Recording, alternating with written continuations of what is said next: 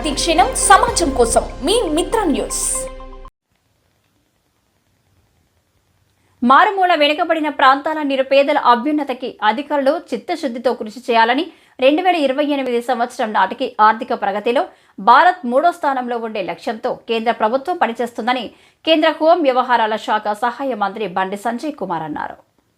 గురువారం నారాయణపేట జిల్లా పర్యటనలో భాగంగా నర్వ మండలం రాయికోడు గ్రామంలో కేంద్ర హోం వ్యవహారాల శాఖ సహాయ మంత్రి బండి సంజయ్ కుమార్కు జిల్లా కలెక్టర్ సిక్తా పట్నాయక్, రెవెన్యూ అదనపు కలెక్టర్ బేన్ షాలం, ట్రైనీ కలెక్టర్ గరిమా నరుల పూల మొక్కలు అందజేసి సాదర స్వాగతం పలికారు. అనంతరం కేంద్ర హోం వ్యవహారాల శాఖ సహాయ మంత్రి బండి సంజయ్ కుమార్ పోలీస్ గౌరవవంతనం స్వీకరించారు. తర్వాత ఎంపీడీకే అరుణ, మక్తల్ ఎమ్మెల్యే వాకిటి శ్రీహరితో కలిసి ఆయన అంగన్వాడీ కేంద్రాన్ని సందర్శించారు. అంగన్వాడీ పిల్లలను ఊరి పేరు, మండలం, జిల్లా పేరు అడిగి వారితో జవాబు రాబట్టారు. సెంటర్లో ఎంతమంది పిల్లలు ఉన్నారని, అందులో పర్యటిస్తున్నట్లు మంత్రి బండి సంజయ్ కుమార్ చెప్పారు. నీతి ఆయోగ్ ద్వారా సంపూర్ణత అభియాన్ నడుస్తుందని తెలిపారు.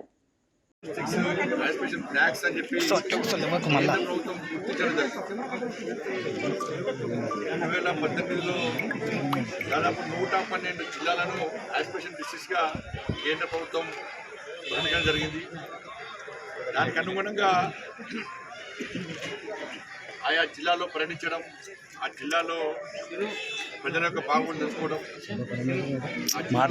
అభివృద్ధి దిశగా ప్రయత్నం చేయడం, దాని ద్వారా పూర్తి మంచి ఫలితాలు రావడంతో దీన్ని ఇంకా క్షేత్రస్థాయిలోకి తీసుకుపోవాలనే ఉద్దేశంతో కేంద్ర ప్రభుత్వము దేశవ్యాప్తంగా 500 బ్లాక్స్ అంటే మన మండలాలు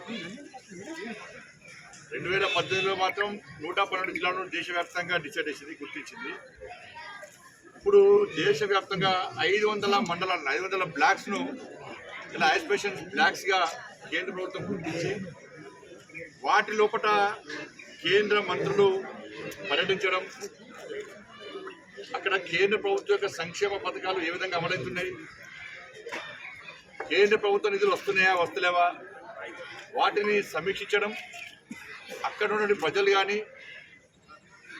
అక్కడ సమస్యలు తెలుసుకోవడం, తిరిగి అభివృద్ధి చెందిన మండలాలకు ధీటుగా వాటిని మండలాలను, ఆ గ్రామాలను, ఆ ప్రాంతాలను అభివృద్ధి చేసే దిశగా ఆలోచించి కేంద్ర ప్రభుత్వం నిర్ణయించుకోవడం జరిగింది. తెలంగాణ రాష్ట్రంలో 3 జిల్లాలను యాస్పిరేషన్ డిస్ట్రిక్ట్స్గా, 10 మండలాలను 10 బ్లాక్స్ కూడా యాస్పిరేషన్ బ్లాక్స్గా కేంద్ర ప్రభుత్వం గుర్తించింది. అత్యధికంగా వెనుకబడ్డ ప్రాంతాలను గుర్తించి వారు కూడా గ్రామాలకు సమాజం